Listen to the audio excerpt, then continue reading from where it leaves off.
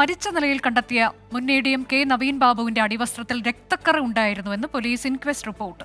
എന്നാൽ പോസ്റ്റ്മോർട്ടം റിപ്പോർട്ടിൽ രക്തക്കറയുടെ പരാമർശമില്ല. ഇക്കാര്യം ഉന്നയിച്ച് പോസ്റ്റ്മോർട്ടം ചെയ്ത ഡോക്ടർക്കെതിരെ കെ നവീൻ ബാബുവിന്റെ കുടുംബം രംഗത്തെത്തി. ഒക്ടോബർ 15-ന് കണ്ണൂർ ടൗൺ പോലീസ് തയ്യാറാക്കിയ ഇൻക്വസ്റ്റ് റിപ്പോർട്ടിലാണ് രക്തക്കറ പരാമർശം. എന്നാൽ പോസ്റ്റ്മോർട്ടം റിപ്പോർട്ടിലും FIR-ലും ഇക്കാര്യം പറയുന്നില്ല. കെ നവീൻ ബാബുവിന്റെ അടിവസ്ത്രത്തിൽ രക്തക്കറയുണ്ടായിരുന്നുവെന്നാണ് ഇൻക്വസ്റ്റ് റിപ്പോർട്ടിൽ പറയുന്നത്. ഇക്കാര്യം ചൂണ്ടിക്കാട്ടി പോസ്റ്റ്മോർട്ടം ചെയ്ത ഡോക്ടർക്കെതിരെ കെ നവീൻ ബാബുവിന്റെ കുടുംബം രംഗത്തെത്തി. പോസ്റ്റ്മോർട്ടം ചെയ്ത ഡോക്ടർ ഇൻക്വസ്റ്റ് റിപ്പോർട്ട് വായിച്ചു നോക്കിയില്ലെന്ന് ബന്ധു അനിൽ പി നായർ. പോസ്റ്റ്മോർട്ടത്തിൽ ആ രക്തക്കറയൊക്കെ പറ്റി പരാമർശിക്കേണ്ടതായിരുന്നു. ഒരു മുറിവില്ലാതെ രക്തം ഉണ്ടാവില്ലല്ലോ.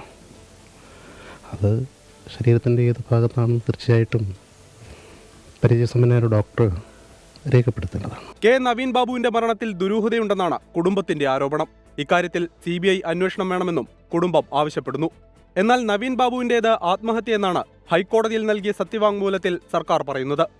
24 പത്തനംതിട്ട.